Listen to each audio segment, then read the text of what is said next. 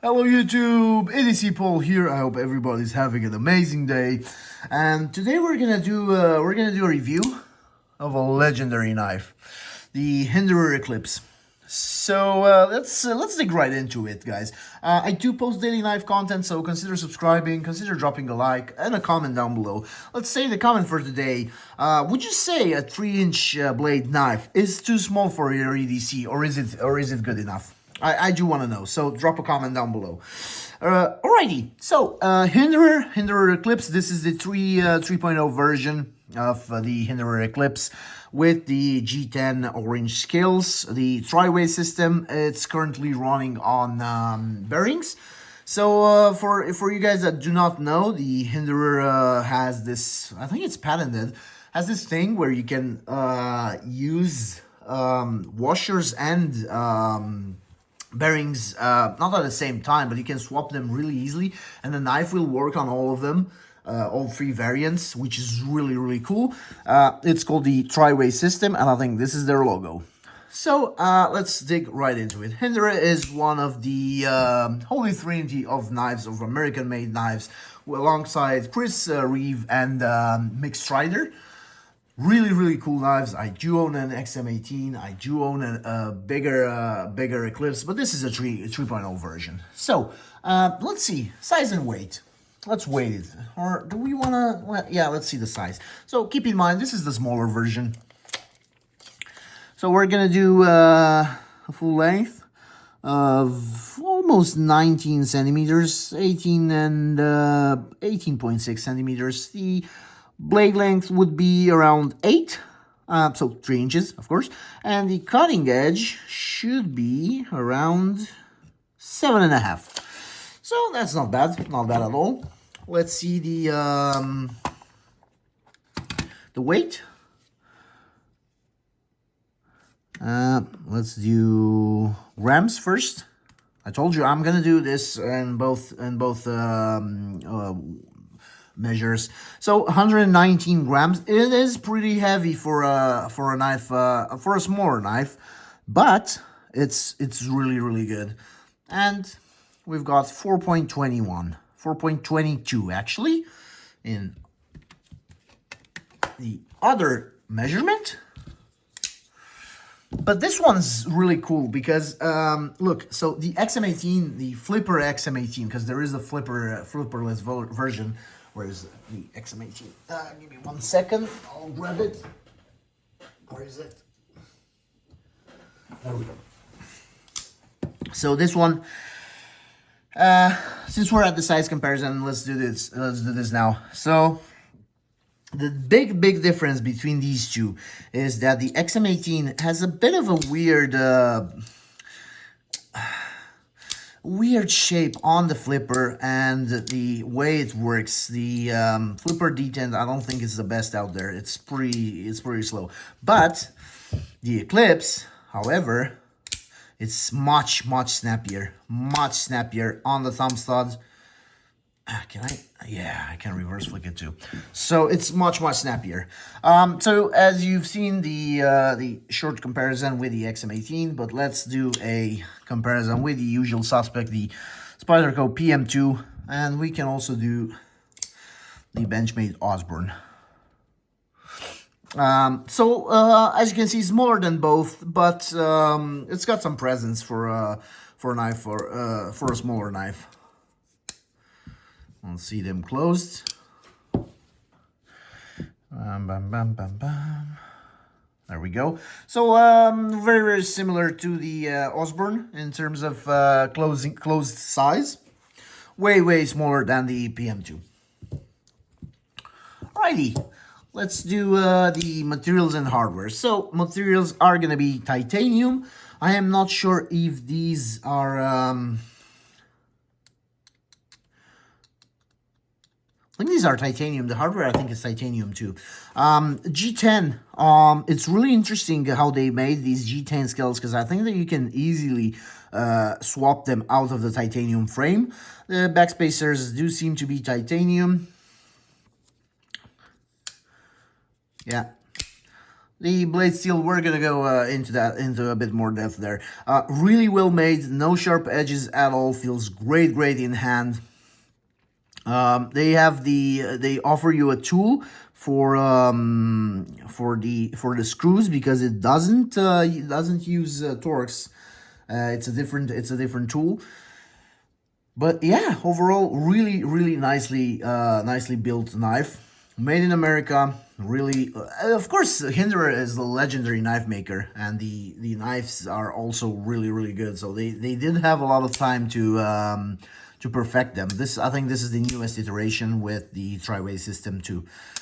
So that's about it for materials and hardware. It's really well made. I do want to see the size of these, but since it's not Torx and it's got their own tool, I do not have it. I do not have one on me. It's in the box somewhere, but I'm not gonna go search for it right now. Alrighty, let's move on. The build quality, overall build quality is really good. Nothing to complain. This is one of the best G10s I've ever seen. Very smooth, but it does offer some grip. The titanium feels very nice. Pocket clip too. Cool action. Yeah, overall build quality, it's dead center.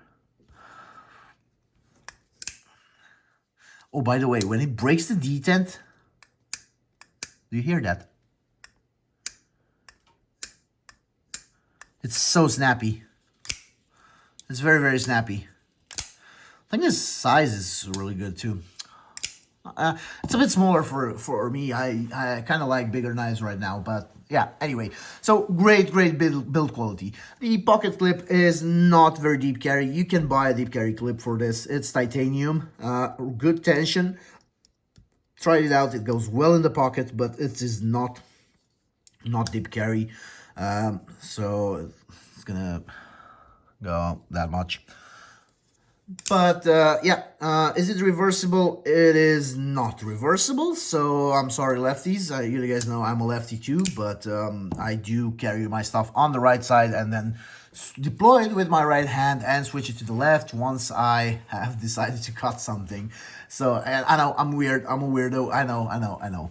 Right, blade shape and steel. The blade shape is gonna be, I know this time because it's written on the box. It's a Spanto, harpoon Spanto. So it's got this swedge up here, and it's almost a Tanto, but it's called a Spanto. It's their thing.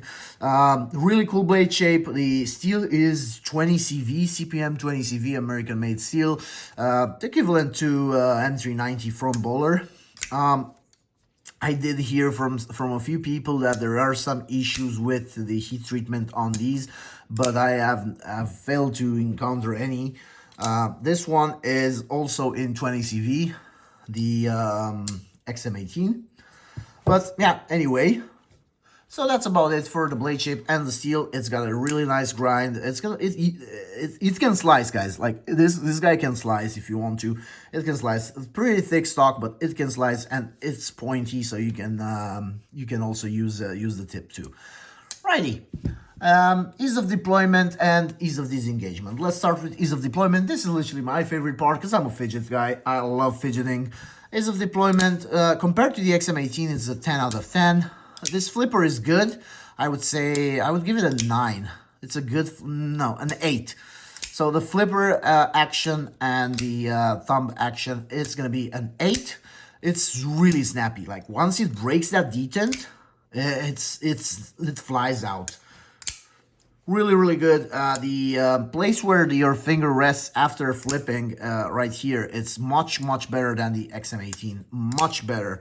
But still, I would give it an 8. It is not the best at this. It has other perks, but ease of deployment, I would say 8, 8.5 even. Ease of disengagement, a 9. I would say a 9. It drop shots really nicely. You got plenty of access to the lock bar. Good grip on the lock bar. No lock stick at all. A 9. A solid 9. Really easy. No double clutch. Nothing. It's perfect. You just disengage. The flipper tab drops on your nail, and then you just shake it down a bit, and it closes perfectly centered, really good action on bearings. And I'm pretty sure the action on the washers is also good, but I'm a bearings guy. Righty. So 9 out of 10 for that. Price and value. Price, this is around 420, 450, something like that. So it's pretty expensive. In Europe, it's going to be more expensive. It's a good knife, and I think the value, the history of the knife, the value is there. It's an expensive knife, nevertheless, don't get me wrong. It's really expensive.